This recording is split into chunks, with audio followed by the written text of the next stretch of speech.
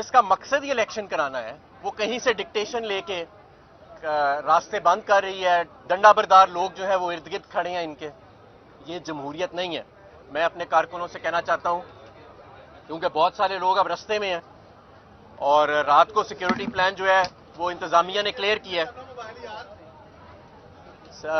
انتظامیہ نے رات کو سیکیورٹی پلان کلیئر کیا ہے، ہمیں گو ہیڈ دے دیا گیا ہے، اور آج یہ ہوا ہے تو کارکن جہاں جہاں موجود ہیں پرامن رہیں. رانا ثناء اللہ لاشیں چاہتا ہے، رانا ثناء اللہ خون چاہتا ہے.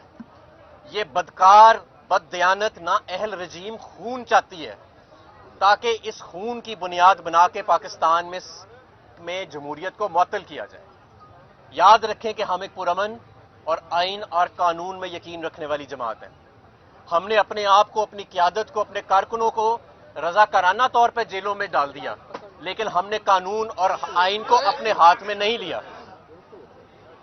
اس لیے میں کارکنوں سے دوبارہ اپیل کروں گا، جہاں جہاں ان کے جلوس موجود ہیں وہ پرامن رہیں اور کوشش کریں کہ کسی طرح کلیش نہ ہوئے. مجھے پتہ ہے کہ کسی کسی جگہ پر پولیس خود حملہ آور ہو رہی ہے پرامن کارکنوں کے اوپر، اور ایسے لگ رہا ہے کہ جیسے ہم کسی مارشل لا کے دور میں ہم زندہ رہ رہے ہیں.